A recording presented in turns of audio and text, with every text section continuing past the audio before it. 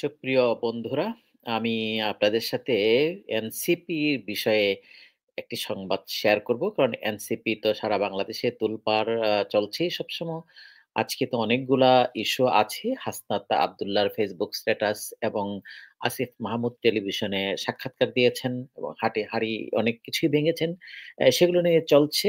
সেনাবাহিনীর প্রধান যিনি, উনি আসলে এখন জনতার আদালতে কিংবা কাঠগড়ায় দাঁড়িয়ে পড়েছেন। আ সেগুলো নিয়ে বিতর্ক চলছে। সেগুলো নিয়ে আমরা পরে কথা বলব। তো এত কিছুর মধ্যে যে বিষয়টি আসলেও চাপা পড়ে যাচ্ছে মানুষজন, যে এনসিপির ভেতরটায় যে ধরনের দ্বন্দ্ব কিংবা চরম আ অসন্তোষ বিরাজ করছে, যারা আসলে তাদের নিজের দলকেই ঠিক ১ম থেকে গুছিয়ে উঠাতে পারছে না। সেরকম একটি দল যখন বাংলাদেশের এই যে একেবারে রাষ্ট্র ক্ষমতার আ কে কেন্দ্র করে তারা বাংলাদেশকে নেতৃত্ব দেওয়ার চিন্তা করছে। সেটির জন্যই কিন্তু আসলে সন্দেহ প্রকাশ হচ্ছে মানুষের, যে আসলে তারা কিভাবে তাদের যোগ্যতা বা তাদের যে সেই অভিজ্ঞতার আ তা তো নেই, তাছাড়াও তারা আসলে কতটা পারবে সেটাই। কারণ তারা শুরুতে এই ১ মাস হলো মাত্র তাদের এই দলটি গঠিত হয়েছে। গঠন প্রক্রিয়াতে ৬ টি মাস গিয়েছে। তারপরেও কিন্তু তারা কোন ধরনের যে দলের ভেতরে যে ধরনের ক্ষমতার দ্বন্দ্ব কিংবা লড়াই রয়েছে বিভিন্ন পদবি নিয়ে, এবং এখনো পর্যন্ত সেটি সারা বাংলাদেশে ছড়িয়ে পড়েছে। এরই মধ্যে আমরা দেখেছি নতুন রাজনৈতিক দল আরেকটি আত্মপ্রকাশ করতে যাচ্ছে, সেটি নিয়েও পাল্টাপাল্টি কথা প্রচলিত রয়েছে কিংবা সমালোচনা হচ্ছে। কেউ বলছে তারা জামাত কিংবা ওই ছাত্র শিবিরের এক অংশ, তাদের মাধ্যমে সেটি আসবে। আর জাতীয় নাগরিক পার্টি তাদেরকে আসলে মূলত বিপ্লবী পার্টি হিসাবেই তারা দাবি করার চেষ্টা করছে। কিন্তু গতকালকে আমরা বরিশালে কি দেখলাম সেটি একটু আপনাদের সাথে শেয়ার করতে চাইবো। যে বরিশালে এই নাহিদুল ইসলাম নাহিদ গিয়েছিলেন ইফতারে বরিশাল ক্লাবে, এবং সেই জায়গাটাই যে ধরনের ঘটনা ঘটলো নাহিদের সামনেই, একেবারে নেতাকর্মীর মধ্যে চরম সংঘর্ষ বেঁধেছে, এবং সেটি কিন্তু নাহিদের গাড়িকেই আটক করেছে। যত অভিযোগ আমরা দেখেছি সবগুলো কিন্তু নাহিদের প্রতি কিংবা কেন্দ্রীয় যারা নেতা-নেত্রী এ নেতা-নেত্রী হয়েছেন কিংবা এই দায়িত্ব নিয়েছেন কেন্দ্রীয়, তাদের প্রতি। তারা অভিযোগ করছে যে কেন্দ্রীয় নেতারা আসলেও এই যে বিভিন্ন মাঠ পর্যায়ে যারা আসলে জুলাই বিপ্লবকে সফল করেছে, তাদের খবরাখবর নিচ্ছে না, তাদের কথা শুনছে না, ইভেন তাদের সাথে বসার কোনো আয়োজনও তাদের নেই।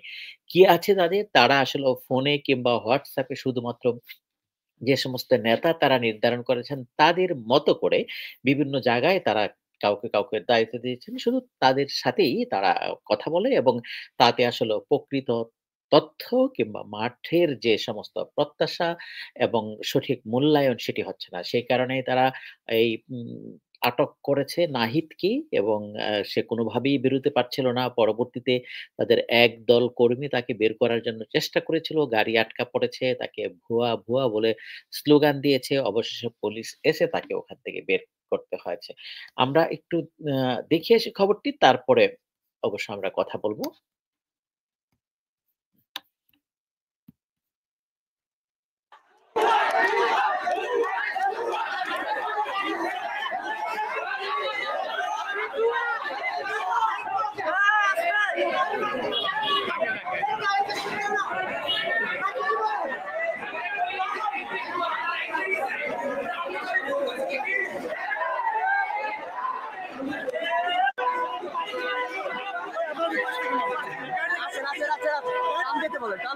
আমরা সরে যাবো ভাই, আমরা স্মার্ট আছি, আপনারা সরে যান।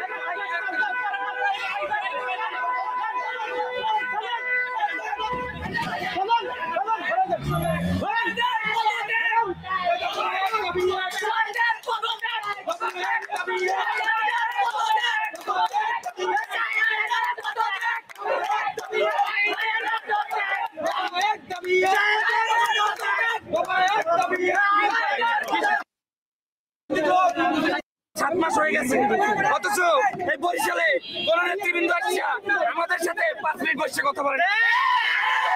তাদের যত কথা তারা আহ্বায়ক বিন্দুর সাথে হোয়াটসঅ্যাপে মেসেঞ্জারে কথা বলে, আমাদের সাথে আমাদের সদস্যদেরকে, আমরা যে মহানগরের সদস্য আমরা কেন আজকে এই জায়গায় সেরকমের করবো? তাদেরকে তো আমরা এই জায়গায় দিচ্ছি, তারাও তো আমাদের একজন সিনিয়র পার্সন, তাদের সাথে আমাদের এটা করার দরকার ছিল না, কিন্তু তারা আমাদের সাথে 5 মিনিট বসার চেষ্টা করে না। আপনাদের দাবিটা কি? আপনাদের দাবি কি? আমাদের দাবি হচ্ছে আমরা বৈষম্য বিরোধী ছাত্র আন্দোলন বৈষম্য মহানগরের আহ্বায়ক সহ আরো অনেক বিদেশ আছে যাদের কোনো কর্মকাণ্ডে লাগে না, তারা শুধুমাত্র নিজেদের জন্য খায়, নিজেদের জন্য পড়ে। তাদের নাম আচ্ছা, আপনারা দেখলেন এবং তারা সরাসরি ছাত্ররা অর্থাৎ ওই যে এনসিপির কর্মী যারা অ অ ছিলেন তারা সরাসরি অভিযোগ করেছে মিডিয়াতে যে সমস্ত লোকজনকে ওখানে আহ্বায়কের দায়িত্ব দেওয়া হয়েছে বরিশাল কমিটিতে এবং তারা আসলেও নিজের স্বার্থ এবং নিজের এই খাচ্ছে, নিজেই পড়ছে এবং অন্যদের কোনো খবরাখবর নিচ্ছে না। অর্থাৎ তারা দুর্নীতিতে জড়িয়ে পড়েছে এবং তাদের পদত্যাগ চাচ্ছে এবং এই কমিটিকে পকেট কমিটি হিসাবেও তারা বলছে এবং এই ধরনের চরম অসন্তোষ কিন্তু সব জায়গায় রয়েছে এবং সারা বাংলাদেশের বিভিন্ন জায়গায় এই এনসিপির কমিটির ভিতরে এই প্রবলেমটা রয়েছে। তো এই সমস্ত কর্মী যারা বিভিন্ন জায়গায় তাদের ডিস্ট্রিক্টে তারপরে প্রান্তিক লেভেলে যে সমস্ত কমিটি হয়েছে, এই সমস্ত কমিটির ব্যাপারে যদি শুরুতেই এই ধরনের আপত্তি থাকে, সেই ক্ষেত্রে তারা আসলে কত দূর যেতে পারবে। বাংলাদেশে তো মাত্র তাদের জার্নিটা শুরু হলো। শুরুতেই তারা যদি এই ধরনের দ্বন্দ্বের মধ্যে জড়িয়ে যায়।